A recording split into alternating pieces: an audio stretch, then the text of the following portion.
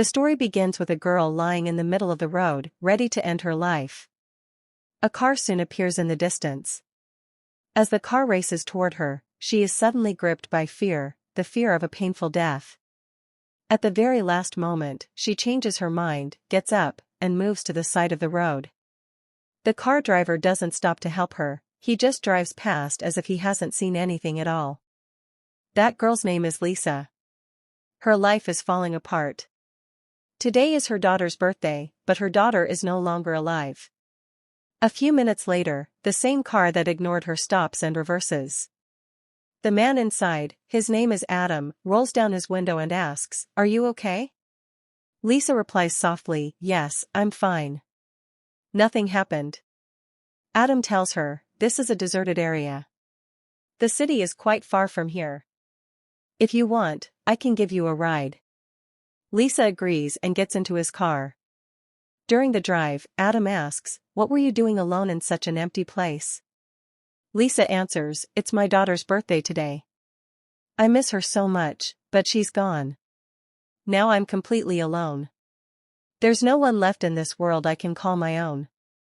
Adam sighs and says, "So that's why you were lying in the middle of the road, trying to die?" Lisa shakes her head.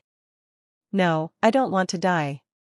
I just wish I could see my daughter one last time." She turns on the car radio. A news report is playing. A serial killer is on the loose in the nearby forest. Earlier this morning, he murdered 2 more girls. The police don't have a photo of him yet, but witnesses say he is a white man driving a brown car, and he has a cross tattoo on his right hand. Lisa freezes.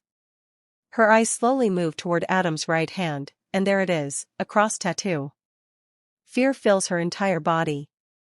Before she can react, Adam suddenly slams the brakes. Lisa's head hits the dashboard, and everything goes black. When she regains consciousness, she finds herself trapped inside a strange metal bunker, surrounded by solid iron walls. Panic sets in. She screams for help, but no one comes. She notices she's wearing a special suit and a watch-like device tightly strapped to her wrist. No matter how hard she tries, she can't take it off. Realizing she's trapped, Lisa breaks down crying. Suddenly, the door of the chamber slides open.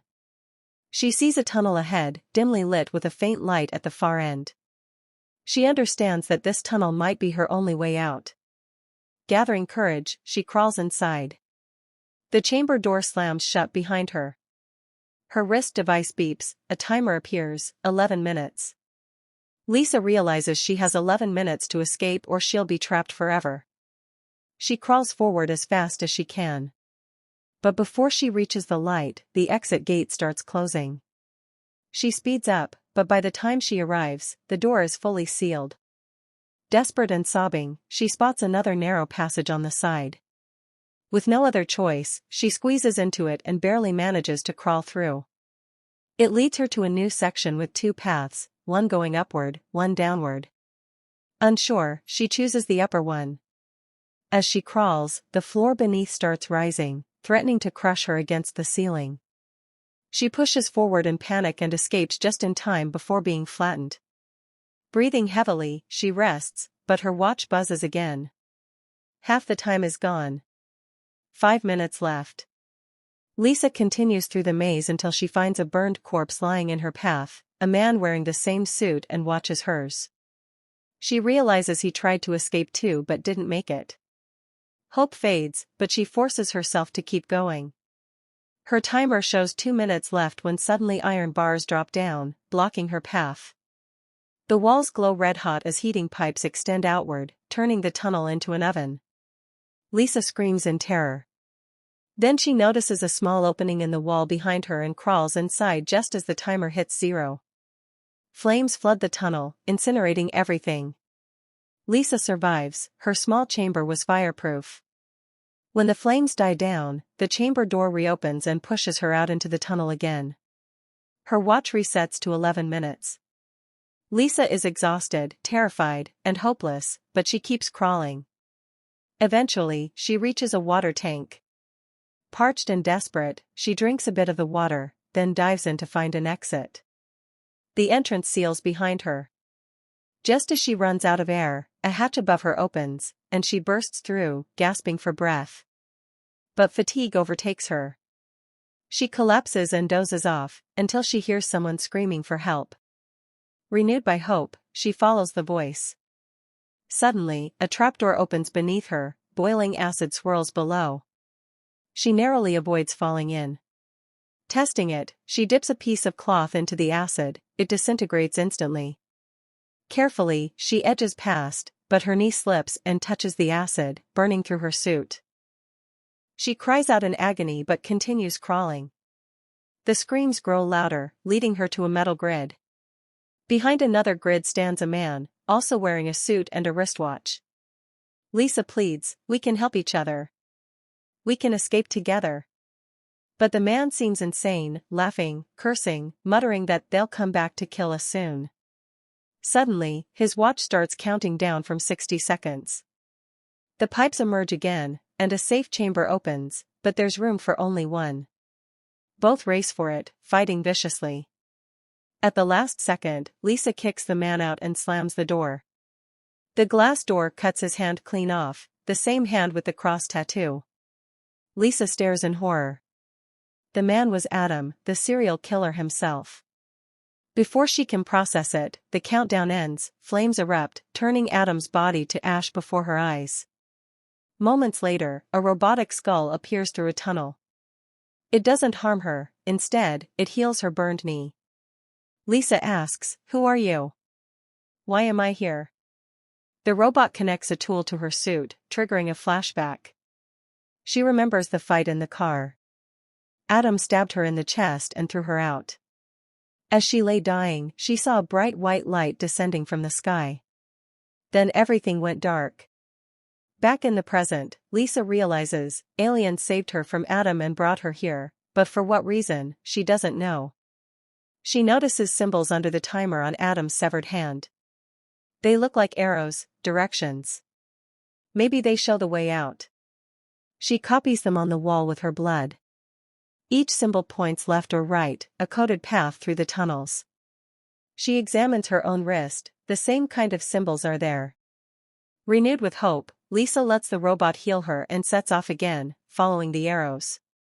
This time she moves swiftly, she knows where the traps are. At one point, she throws her watch into a tunnel to distract Adam's mutated form that's still hunting her. But tragically, that tunnel turns out to be the correct path. Realizing this, she quietly follows him. The tunnel seems organic, like the inside of a living creature. She finds her watch but accidentally triggers the countdown. Adam hears the beeping and charges after her. Lisa scrambles back the way she came, diving into the safety chamber just in time. When the flames fail to appear, she relaxes, but the chamber door opens again, and Adam lunges at her. She fights back fiercely, smashing his skull beneath her boots as the wall closes in, crushing him completely. Lisa continues onward, following the last symbol, the right tunnel. But suddenly, from the left tunnel, a little girl appears. Lisa freezes. It's Nina, her dead daughter. Tears flood Lisa's eyes. Nina says softly, "Mom, don't leave me again." Lisa replies through sobs, "I'll always be with you, my child, but you're gone, and I have to keep going." Nina pleads, "Then come with me into the left tunnel." Lisa shakes her head, crying, "I can't. Goodbye, my love." Ignoring Nina's cries, she enters the right tunnel. At the end, she sees the blue sky, freedom. She crawls faster, but 3 massive spinning blades block her way. Timing each swing, she darts through, but the last blade slices off her foot. Screaming in agony, she drags herself forward until she reaches the exit, and touches it. But her hand hits a screen showing a video of the sky. It was all fake. She laughs hysterically, broken beyond repair. The timer hits 0. But instead of flames, the pipes retract. A beam of bright white light shines down from above. Lisa's body lifts into the air, and vanishes into the light. When she opens her eyes again, she's lying by a waterfall. The air is calm, golden, and peaceful. Smiling, she turns, and sees Nina standing beside her. Lisa asks, "Am I dead?"